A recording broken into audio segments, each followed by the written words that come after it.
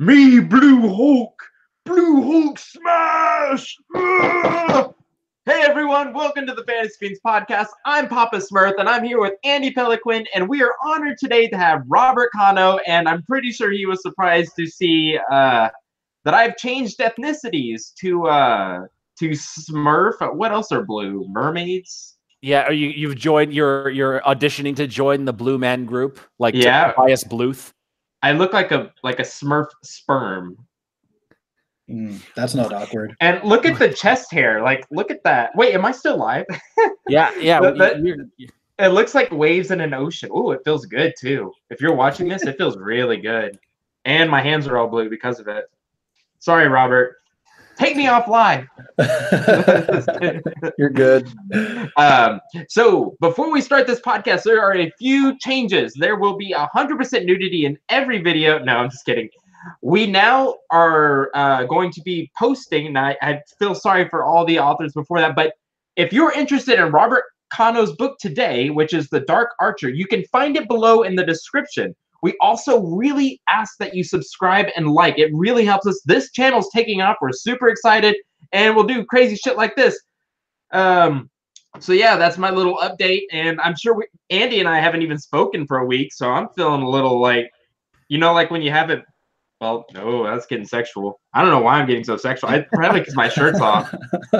Like when you haven't winked it in like 2 weeks. Your daughters can't hear, right, Robert? No, they can't. Oh, thank God. You're good. I should have asked that. All right, Andy, I'm still taking off live. Someone take the camera. It's funny, our last episode was the special episode for the Indie Fantasy Addicts group hangout. The thing about dragons. And I was just thinking, man, it was such an orderly episode, and now we have this. It's such a stark contrast when Stevie's around to play with us. Mm-hmm. Makes it more fun. Very true. Very true. That is so much fun. If you haven't been on the Fantasy Fiends podcast before, if this is your first episode, it's really, really worth it to be in chat live. Like, everybody in chat is hilarious and opinionated, and it's amazing. No, I don't know about opinionated.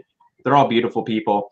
So we have Robert Cano today, and he is Hawaiian. He's related to the Hulk, or to the Rock, and also he's brothers with Hulk Hogan. He's also a famous pro golfer, and he writes books on the side.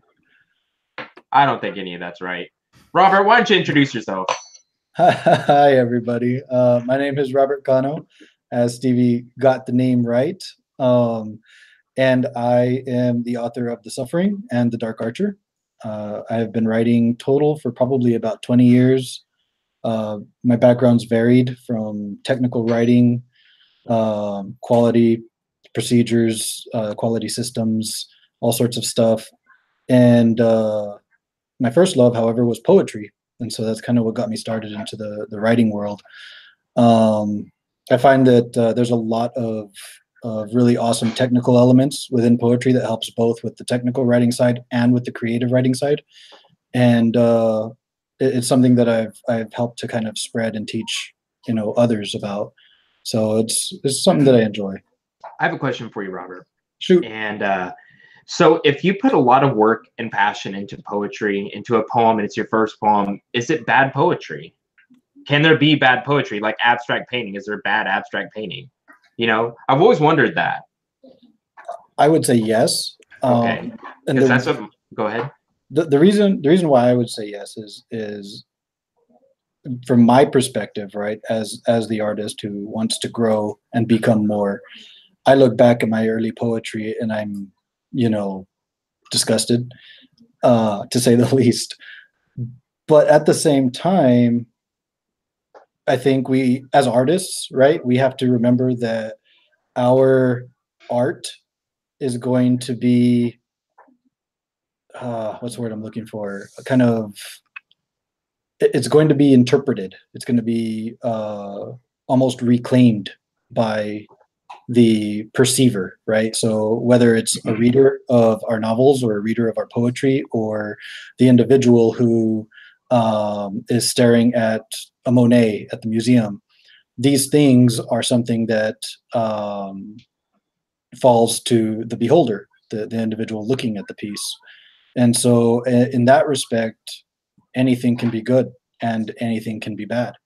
Yeah, you know, That was art sorry. originated as a form of communication. If you go back to the very beginning, the primitive forms of art, you know, cave paintings, all of that was a means of communicating, of, you know, relaying instructions, of passing on culture, things like that. So, you know, thousands of years later, millions of years, whatever you believe, we have evolved to a point where art is a very different sort of thing, but at its core, it's still a means of communication. So I have read bad poetry, and what makes it bad is that I have no idea what the person's trying to say. If the meaning of the poetry is lost on the reader, then it's bad poetry, just like a story. Every time you get a bad review on your story, it's because your means of communication with the reader that read it and gave it a bad review failed. It may not be your fault, because you may have written an awesome story, and the fact that our favorite stories have 1-star reviews means that it's you know, the beauty of the art is definitely in the eye of the beholder, like Robert said. But your method of communication failed to resonate with that person that gave your story a bad review. And so that's the way that the art is, like you said, open to interpretation and subjective. Right. All I know is Robert Frost. That's all I know. I love Robert Frost, though. Like, he's good. And you can understand his poetry, I guess, is why I agree with, not only do I agree with Andy, but that's probably why I liked Robert Frost, because I actually understood what he was trying to say. Yes. I believe a lot of times Robert Frost was trying to tell stories, right? And so it's probably why I liked it. Or trying to create an atmosphere. I think that Robert Frost and William Wordsworth actually came from kind of the same school of thought, right? Because if you read Wordsworth, he was known as the nature poet. He focused a lot of his energy on being and writing about nature. And it could be the nature of man. It could be the nature of the grassy fields and knolls and stuff, or it could be the nature of society, you know, that he saw. It could be a wagon wheel or something like that. And there's something realistic and something that we immediately can identify with as normal people, right? And I think that's why, like, Wordsworth and Frost really resonate with such a wide audience, if that makes sense. I mean, what? So you said Robert Frost had to do with nature, right? Yeah, a lot of his stuff is very nature-based. Isn't it like a walk in the snow or something like that? It's been years. I had to write a poem, and it was about a squirrel getting eaten by a falcon. And they didn't let me submit it to the contest, and I remember being really upset. So I didn't write any more poetry after that. I figured, like, my school was like, why is he always so freaking violent? Does he get beat at home or something? Right. Anyway, but today's podcast is not about poetry, but Robert, you should totally come back and talk poetry, though. Seriously,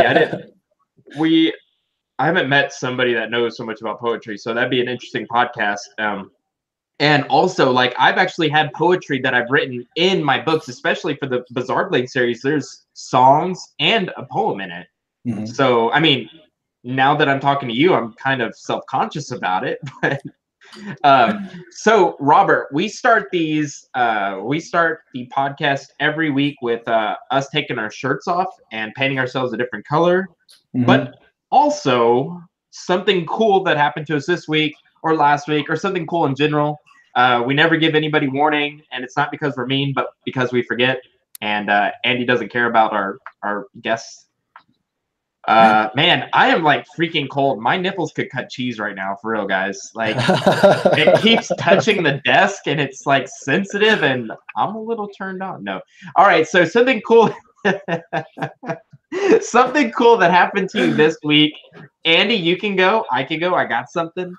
Yeah, I will go first. Well, so today, actually, the Fantasy Focus blog posted a really awesome interview that they did with me. It was a really long interview, and had tons of fun writing it. It ended up being like 3,000 plus words, where I got into a lot more about the world of my stories and a little hint of what is coming next from me later on this year. So it was awesome to write that. And I've made awesome progress on finishing the Silent Champions book 2, which looks like it's going to clock in at close to 200,000 or more than 200,000 words. I hope to finish it by next weekend, but we'll see what happens because it's a lot of work. I've never seen you work on a book so long, I don't think. It's been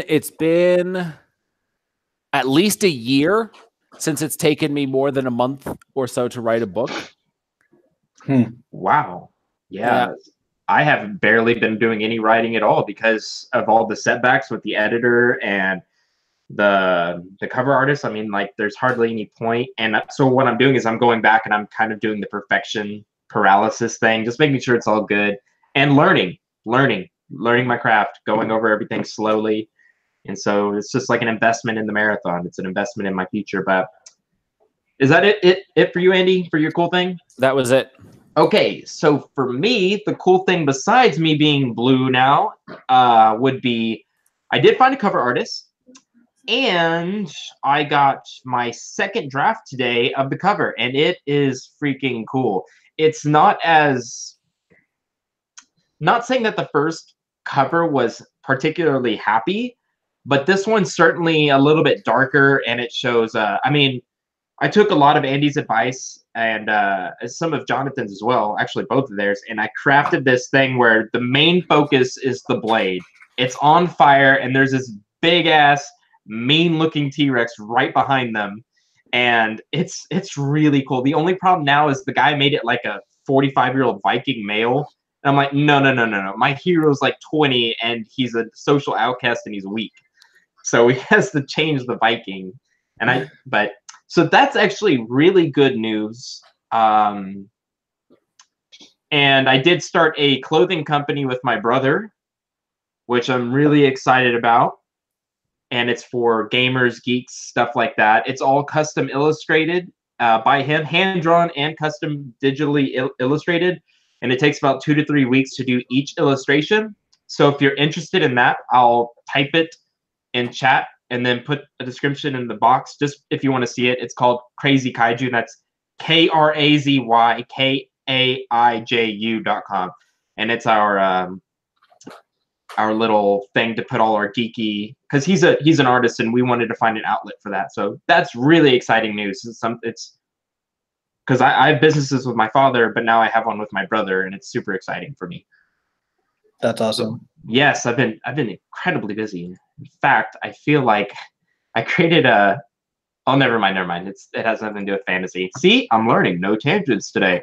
Okay, Robert, do you have anything cool, man?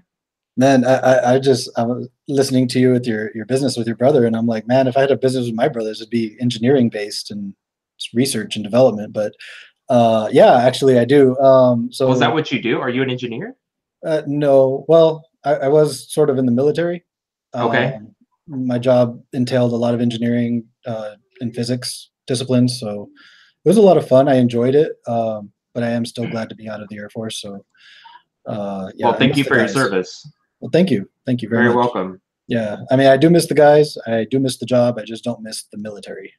So, I always have to specify. There's a Facebook group that I found because I'm doing all this Facebook ad stuff. Like, I've spent probably 8 hours for 4 days straight doing Facebook ad study. And there is a group called Why I'm Getting Out of the Service, or Why I'm Happy I'm Out of the Service, or something. Mm-hmm. And it's a part of the Army or the military that I didn't really knew was there, that, these people are happy to get out. And it makes me curious as to why. It must be pretty rough. It's varying reasons. A lot of it, sometimes it's just mental. Sometimes it's just you get your body's broken and beaten. It varies. It varies from person to person, really. But yeah, I mean, to shift gears back, something exciting that happened with me was I got a pretty glowing 5-star review from Reader's Favorite for The Dark Archer. So I was and have been riding on Cloud 9 for some time now, since last Friday, I think. So I've been pretty excited about that. Outside of that, I'm very close to the end of the Shadow Cult, which is the sequel to The Dark Archer. And that one's going to be a crazy ride. So we'll have some fun with that. I was hoping you were going to call it the slightly darker Archer. That would have been like the perfect title. Well, he's already as dark as he can get, so any darker and he'd probably be Void. So he'd have to be the Void Archer. Be the gray Archer, the Shadow Archer. I don't know about you guys, but when you're writing, do you basically live on thesaurus.com? I mean, I have just like my vocabulary becoming a writer a year and a half ago has like skyrocketed, and it's all thanks to thesaurus.com, and I have it on my phone. Anyway, I thought you guys might have. You guys already know all these words, I'm guessing. We are, yeah, absolutely. We are masters of our craft, Stevie. You know, like therefore or henceforth, heretofore, tut. I don't know what that means. The one that I struggled with was erstwhile, and I didn't know the meaning of that one, so I was like, all right, I dropped it in there, and then I looked it up, and it was totally wrong, so I cut it. Erstwhile. So with words like that, I would use on my characters that are funny, and then someone say, hey, you're not using that right. Like, yes, I am. No, you're not. Yes, I am. And that's kind of my humor, but it's not funny when I say it out loud, but just makes me sound weird. Okay, so today we're going to get into our topic, and I'm going to let Andy handle that, and I'm sorry for showing my armpit hair. I'm just a hairy man. Please hit that like button, and if you're new, please hit that subscribe button. We really appreciate it. We love you guys. Thank you so much. Andy, take it away, man. That felt like the closing of the show, Stevie. Well, I need to raise my voice and hit that like button. Hit that subscribe button. That's true. There you go. You gotta raise the voice. Said anything weird, so it's not the end of the show. Well, yeah. When you're opening up a sale, you always raise your pitch. So that's, woo. So the topic this week is the sense of self-identity or a sense of identity, right? It's funny because it's something that we all form unconsciously, subconsciously, and of course consciously throughout our lives. Like if I was to describe myself, I would probably describe myself. I have described myself as half nerd, half athletic kind of person, even though my wife doesn't think I'm athletic at all. You know, I'm intellectual, I'm intelligent, but I'm also fun. Right now, I see myself as this thing. Now, someone else walks in the door, they meet me for the first time, or someone else has known me my entire life, or someone else, you know, has been married to me for years, or my kids. Everyone has this different perspective on me. So the sense of identity that we've crafted for ourselves is often inaccurate. We think of ourselves as one way, but then our actions, our words, our reactions prove that it's not the same. And when that is shattered, it can create this sort of cognitive dissonance that our idea of ourselves doesn't match up to who we really are. And that's a huge struggle for people to cope with. And so, Robert, your character literally has his whole sense of identity ripped away, right? Yes, absolutely. As a matter of fact, the very opening of the Dark Archer is basically him in a real sense obtaining a new body. And being reformed, if you will, into something else entirely. And so the whole idea of sense of self is very physical in that moment. But then he has, you know, needs, right, that come with that, to feed and everything. And so there's a real threat that comes with that because he's a wraith, and a wraith is a soulless figure. And so in order to function, because he can't die, right? He's an immortal being created through various means, which you will find out when you read it. But the immortality that he deals with comes with a high price, right? He's going to suffer no matter what he does. No matter what decision he makes, he's going to hurt. And that's part of the reason why he has such a hard time with this, right? And so it's definitely difficult for him. It's definitely a struggle, and he has to really find his way. He has to figure out who he is in the midst of everything new and everything different and everything fresh and worse than his life had ever been before. You know, what's kind of a funny example, not funny, but a pretty noticeable example of this is like The Walking Dead. You know, you see Negan and he's this person, and then you hear about who he was before, and he was a totally different person. I think he might have been even like an insurance salesman. I might be totally wrong on that. I don't remember exactly what he was, but he was something like that, or a teacher, or something just super innocuous. And then he finds himself in the middle of these totally new, unfamiliar conditions, this new environment, and his sense of self has changed over time to the point that who he is at the time of The Walking Dead is totally different than who he was before it all happened. And it's interesting how our sense of identity is shaped by the people who are around us, by our environment, even by simple things like the way we look. I mean, take a look at how plastic surgery can change someone's opinion of themselves and totally redirect the course of their lives. Right. Well, and that you draw up an interesting point, because how we perceive ourselves really does matter. You know, if we live a self-defeated life for all our lives, we're never going to get anywhere. And I think for some of us authors, you know, especially who have had to live with that kind of mentality for much of our lives, it is a difficult position to find ourselves in trying to move forward and trying to be confident and trying to be trying to better ourselves, right? Because it's always a struggle. We're always fighting with that. You know, personally, I've dealt with PTSD and depression since I was like 3, just because of some really horrible stuff that happened to me as a kid. It is what it is. I can't go back and change that.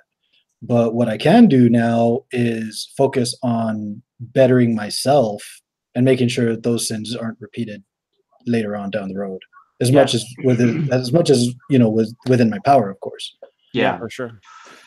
Something that really shaped the course of my life was getting diagnosed with Asperger's syndrome, ASD. Before that happened, I was going down my life in one direction. You know, I was doing what I needed to do.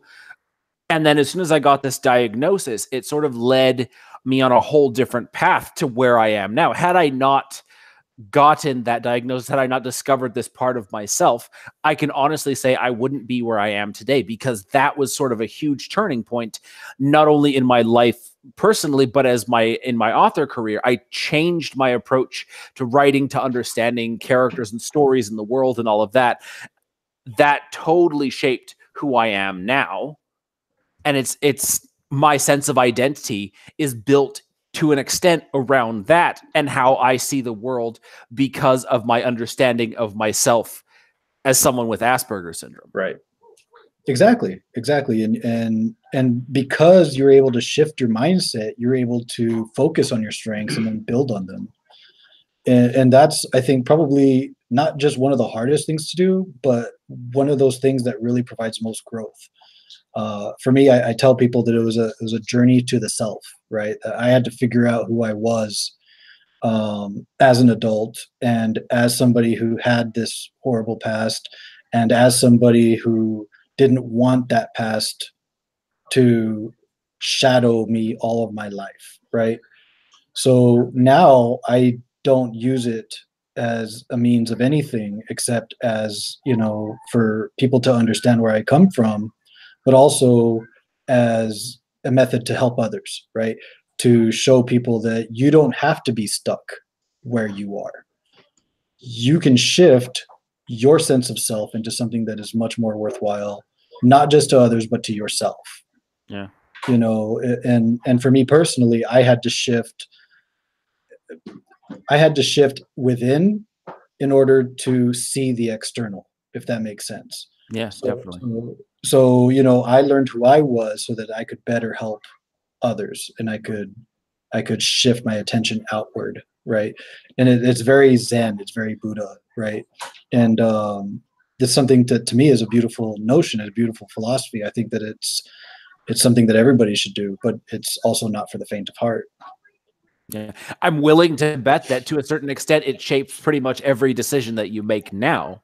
Absolutely. You know, you have the dandy bad example of how things were. You don't want to be this. So in many ways, a huge percentage of your actions are probably, I know what bad is, and my action is going to take me the other direction. Mm-hmm. Exactly.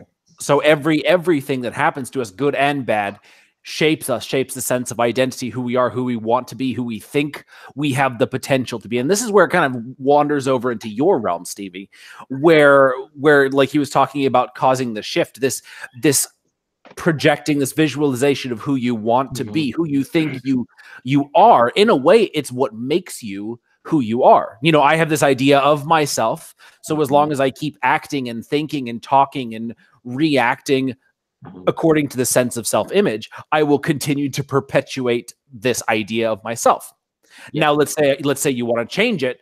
Then it comes time when you got to start thinking like you know, your realm of expertise, making these sort of the law of attraction, trying to see who you want to be and taking steps to be that way. Yeah, I was really I was really excited when I saw that we were doing this topic. And you know, I'm not sure how relevant it is, but I am a 100% believer that whatever we believe ourselves to be, we are that way. Or if we're not there at that moment, if we keep visualizing ourselves as this person, and I'm talking about, this is extremely powerful. So if you see yourself as a millionaire chick magnet, you will slowly start moving towards that. And depending how close you are to that, you will get to that. And in my opinion, this is how I have been able to gain such a large amount of success financially, lovingly at such a young age, because I was open-minded. I read these books and I realized that my mind is extremely powerful. My conscious is powerful and my subconscious is almost infinitely intelligent. So I will see myself in a certain way and I will start moving towards that, ignoring my outer experiences, and become that. This is extremely difficult for people who are brought up in abusive homes. This is extremely difficult because their subconscious is so brainwashed, and sometimes it's just impossible to get to them. And it breaks my heart. So I'm actually very fortunate. I grew up in an extremely loving home. My parents remained together for the whole time, which makes a difference. I always got whatever I wanted. I was told I could be whatever I wanted. I was the prime candidate to accept these thoughts. And that's why I take such a big passion in teaching other people, especially people that will learn, and especially people that will try to listen to what I have to say. Sorry, no, that's good. No, that's really good. I mean, I don't know that I've ever bought into the power of positivity, just because I did come from that broken home. Yeah. Right? But at the same time, I also learned some tricks of the trade in how to grow up myself and how to better not just myself, but those around me. Right? I didn't want a repeat of my past to haunt my girls or my wife or anything like that, right? And I can say that I messed up a couple of times. You know, I have an ex-wife. We have a daughter. And you know what? That has been a problem. That has been an issue. You know, my daughter is amazing. She's wonderful. She's perfect. And you know, but there have been any number of issues that have come from the bad decisions that either I made or her mom or whoever it might have been, you know, or even if it was just things that weren't in our control, right? But that these things happen and we have to find a way, not just over it, but through it and everything else, sometimes underneath it, right? It's there's always a method, but at the end of the day, life is going to continue with or without you. So you might as well be along for the ride. Yeah. On the flip side, I think this is something that's interesting to think about, is what happens when the sense of identity is shattered.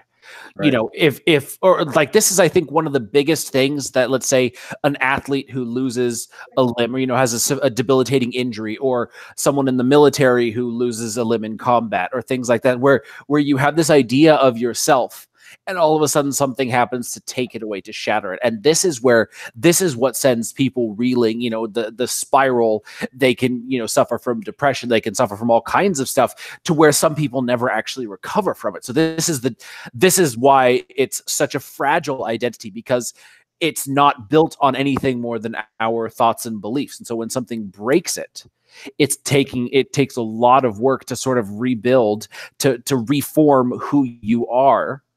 Mm-hmm. And recover from that. Right. Well, let's use that instance of a billionaire chick magnet, right? And you lose all your money, right? You lose your houses, you lose your cars, you lose your everything.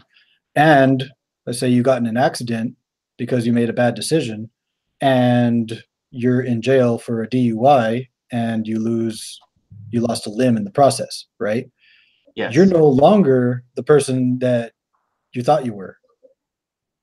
Everything about you has completely shifted.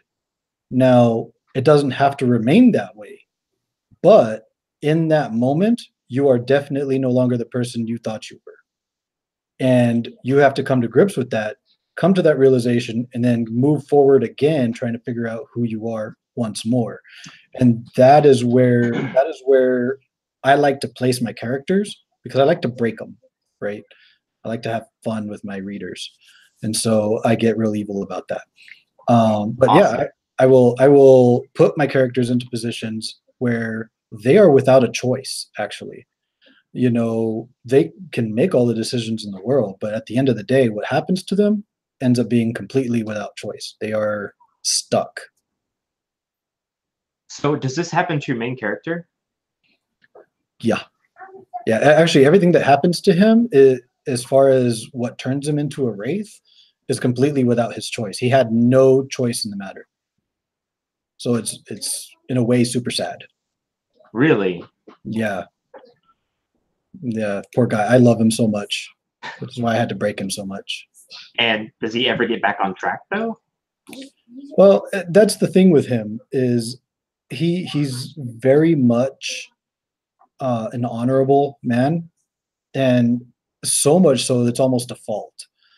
And he feels, I think, in many ways that he has to be even better than he was as a human in order to kind of earn, I guess, his redemption for what he is now, even though he was without choice, right?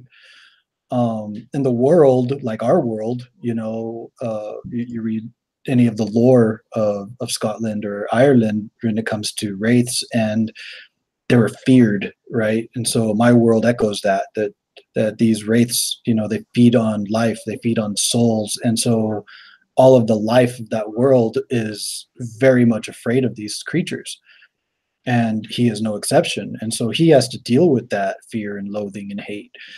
Um, and he has to still try and find his way within that world, and it's a journey. The whole premise of the Dark Archer really comes down to Bennett is trying to find his death. He's trying to find a way to die. That would be the happy ending for him, is that he finds a way to bite the bullet. Geez, this is dark. It's pretty messed up, yeah. Yeah, let's say, wow. Yeah, it's very dark. Well, the suffering, which I had kind of written as an experiment just to try and learn the way, it tells the story of another person that he was very close to, and so that's where you're actually first introduced to Benny, is actually in the suffering. But it's a very short novella, 27,000 words or so, and it was kind of a whirlwind. I'm going to fix it up and re-release it hopefully soon, maybe over the summer. I don't know. But it came out pretty good. It got some attention, some pretty good attention, but it's dark also. It's another way that I gave a character no choice, basically. I was very mean to my characters. And it sounds like you're like extremely close to them as well, so it hurts you to do this. It does. Well, and I think about it sometimes. People ask me, well, what is dark fantasy, right? Yeah. And that's actually a really hard question to answer for anybody, even those of us who write it, because a lot of times it's thematic, right? We're really digging into dark themes and ideas of the worst of the human condition in many ways. And so with what I do to my characters, it ends up being really dark because I'm imagining what could possibly be the worst of the worst. What matters to us? Is it our mind? Is it love? Is it companionship? Is it, peace? What if those things are shattered? What are you going to do? Are you still going to be the person you are, or are you going to change and become something else? And that's a tough place to be. Do you? I'm sorry, Andy. Did you have something to say? No, I was just agreeing. Do you use your poetry background in your writing? I do. The Dark Archer actually has no poetry in it, but I think you will see elements of my poetry. I was actually lauded in that review I was telling you about for my prose. That even apart from the story, which she was very eager to continue reading about, the prose is what kept her really intrigued. And so I took that as high praise, because it told me that the story was good enough that she wanted to keep figuring out what was going to happen, and my prose just kept her excited. And this was organic? Yeah, I like to visit the world through the eyes of my characters, and so there's a specific lens that I look for with each of my characters, and I write from different points of view. And so like with Bene, he's very fascinated with certain elements. He's fascinated with the way things work. He's fascinated with the stars. He's fascinated with all this stuff. And so when we look at the world through his eyes, these are the things we're seeing. We're seeing his awe in even if it's in ruins, right? We're seeing his awe within this splendor, within this amazing construction of something that is so old that it could still be standing even if it had been destroyed, right? That there's certain elements of it that still stood because it was just that well made, or just that beautiful or intricate, or what have you. And these are the little details that he catches, right? But then there's other characters, and they see other details. They might dig into who they're talking to. There's a connection with the person that they're talking to, or there's a connection with the earth. There's a connection with the water, whatever the case may be. And so these things all play into how I decide to build my world. I'm actually excited to get into it. What about you, Andy? Yeah, let's do it. Real quick, I wanted to add about my character, and I know Andy has something too, but the main character in the Bizarre Blade series, Finn Featherstone, quite literally loses his identity within a matter of almost hours. And I would say completely in days. And it takes 3 books for him to just get like a foothold to what he's stumbled upon and his new lifestyle. I mean, he loses almost everything. And not just suddenly, he loses these things knowing he's going to lose them. And it's depressing. And I think it's very admirable that he keeps going on. And like you, Robert, I kept feeling bad having to do this to this character that I care about so much, but some of it just happened without me even knowing about it, so Andy, anything else you want to add to that? No, I think that was a good summation. All right, well, I'm excited. Oh man, you got page breakers in here. What are those, crows? Those are eagles. Eagles, I'm sorry. Mm-hmm. Yeah, they look like eagles. I apologize. It'll make more sense when you read it. Okay. The reason for it, yeah. Oh man, my skin is like all tight from the paint. I'm going to shower after this. I'm going to take my weekly shower. Okay, so how do you want to do this? So we have the narrator and then your characters. So you tell us how you want us to do this. Okay. Well, you guys can pick a character. Whoever picks Guy is going to have a lot of fun because his speech pattern is pretty awesome. That's totally me. Yeah, I was going to say. That's the guy in blue, right? That's the guy in blue. Yeah. Perfect. Yeah, he's a lot of fun. If you want, I can read the narration. Okay. And you can pick whichever one you want. Because then we have others later on. We see Perna later on with Feorin, and they talk for a little bit. And then, okay. And then we'll have the 3 people talking together later on. So let's see here. Okay. Is Farrowin the He is. archer? He is no. Farin is the satyr. The satyr. Okay. Yeah, Bennett is the dark archer. Bennett. Okay. Yep, and he doesn't say a whole lot. He's actually very much not in this section. All right, so Stevie, I'll read the red and blue, and you read yellow and green. Okay, and what is yellow and what is green? Perna is yellow, Mm-hmm. and that's a girl. And green is the satyr. And satyr, and that's okay. And is there anything else I should know about these two? No, not really. Okay. Perna is Awesome. from another land, if that helps. Another land. Okay. I'll try my best. All right. Let's do this. Here we go. Theorin. Bene managed, but just as Feorin turned around to respond, he watched Bene fall to the ground. Cleara. The woman Bene saved dropped to her knees beside him, trying to figure out how to help, when Feorin grabbed her rather brusquely and ran with her, calling to all the people to either stay inside or come with him as he ran by. The danger was real. Dusk had come. A man staggered out of the tavern, falling on his face in the dirt of the street. Moaning, he lifted his head, snorting and spitting out the dirt. Bene watched as he rolled over and sat up, trying to wipe his face clean with his rather dirty sleeves. He wished he could speak to the guy, tell him to run, that he was a wraith on the verge of losing control, but his contact with people was so very limited. He could speak with Darklings and Feorin. The man stumbled over to Bene, a look of concern on his face. How you be, friend?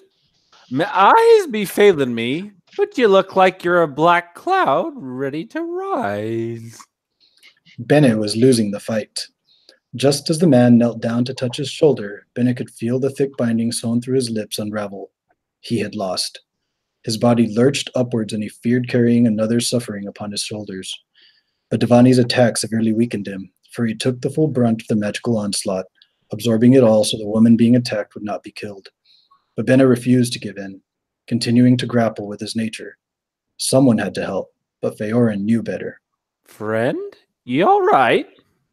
Somehow, Bene was able to keep his mouth shut, although the binding over his lips had been loosed, and with his eyes closed, he focused all his might into dominance over the urge.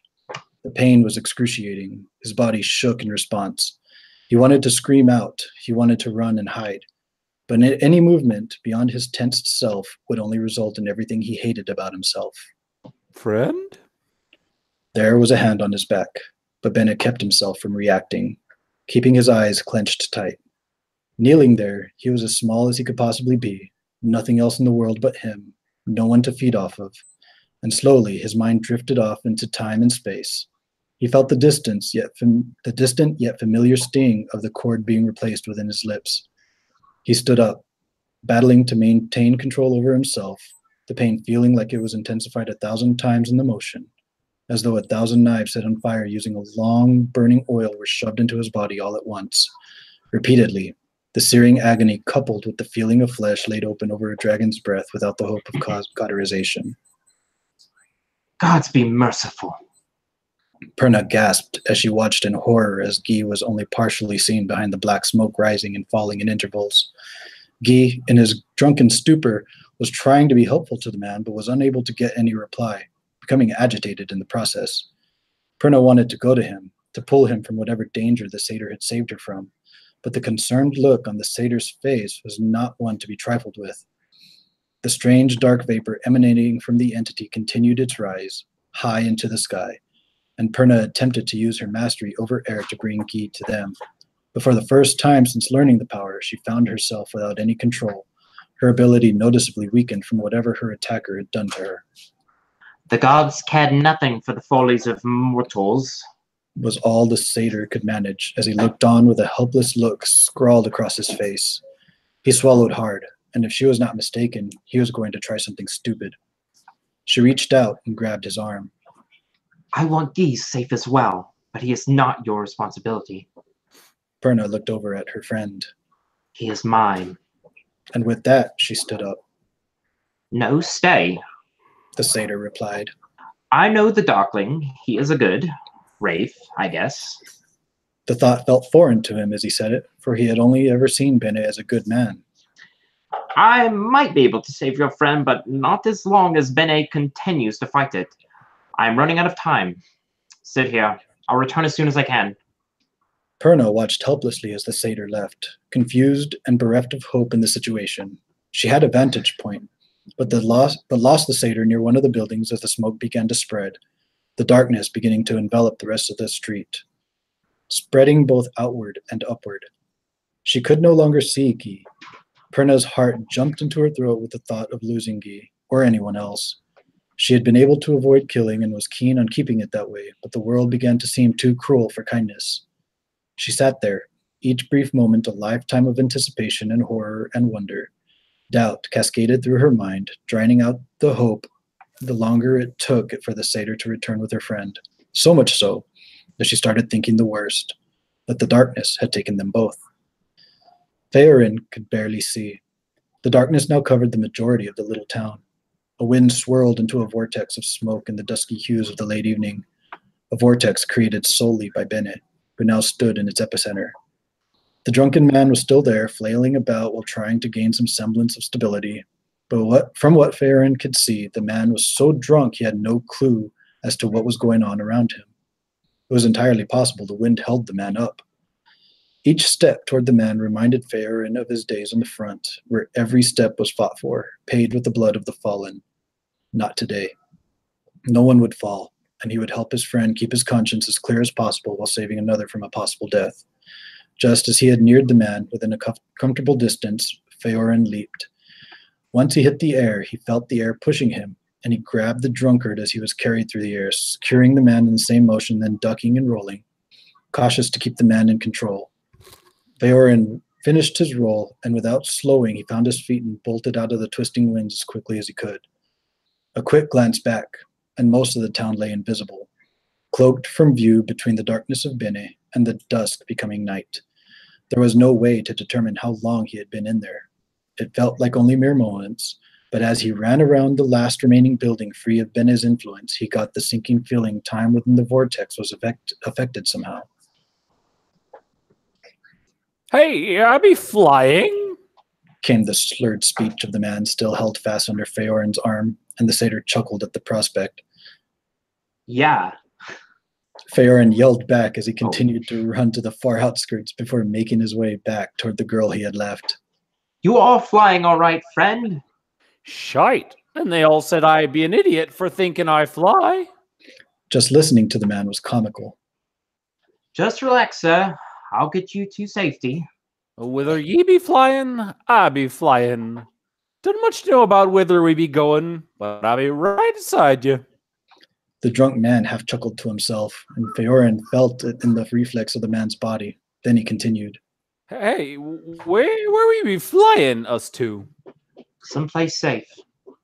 Theorin turned around and looked back, seeing the town a short way off, and stopped, getting a feel for where he was. He looked around and saw the girl coming toward him. He put the man down when the man said, What the shite? I don't think I say land, or fly, up! Theorin was nearly dying inside, trying to keep his composure while watching the man repeat, up, and jumping in the air, expecting to fly again. Gee, said the girl as she came near. Pern? Is that you? I just flied, you see me? Theorin looked back to see the smoke in the town receding. He could even make out the faint silhouette of the wraith he called friend. Gee, you gave me a horrible fright. Then she turned to Theorin and smiled. Thank you. I have never met your kind before, but if you are any indication, well... Her smile was enough for him. My kind? I am not indicative of my kind. They remain cruel and warmongering. He offered a solemn assessment.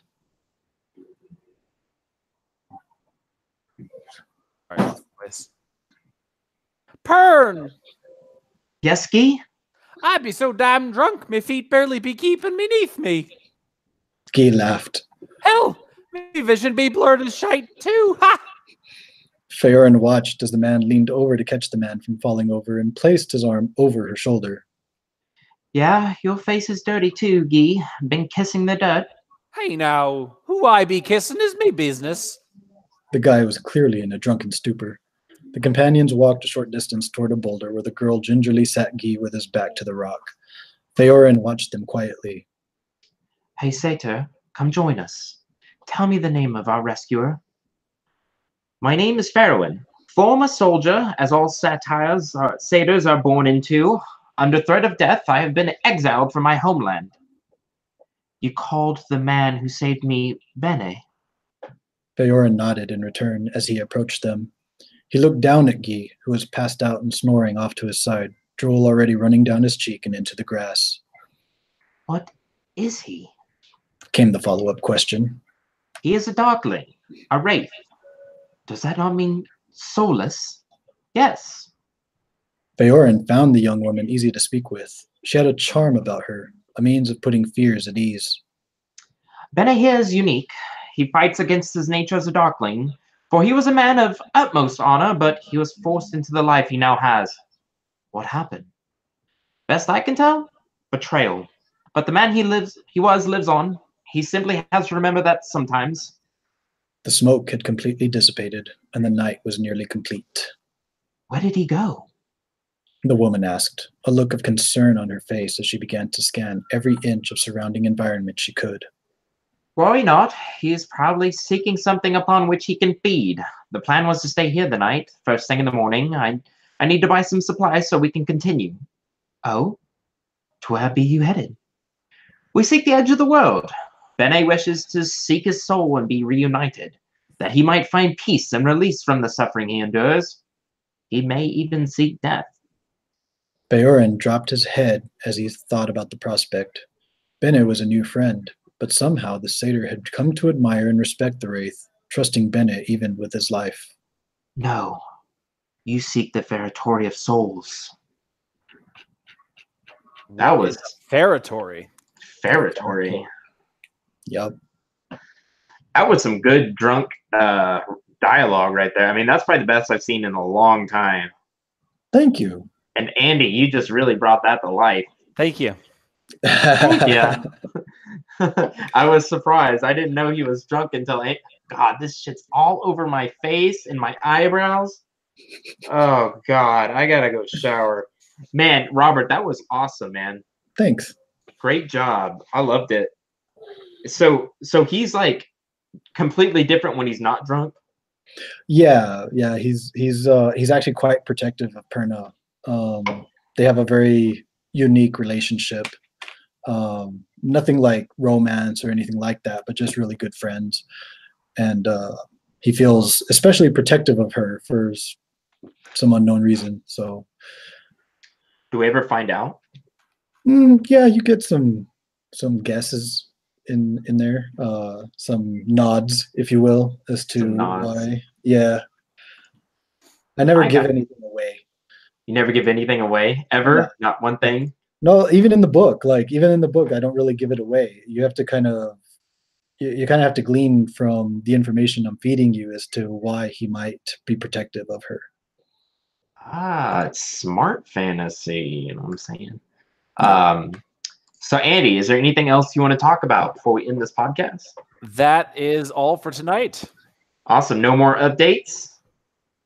Nope. As far as I know, we've got a special episode on Tuesday afternoon around 2 p.m. Pacific time, around 5 Eastern time, with RJ Barker, the author of Age of Assassins. That's going to be a super cool one. We're going to be talking these in fantasy.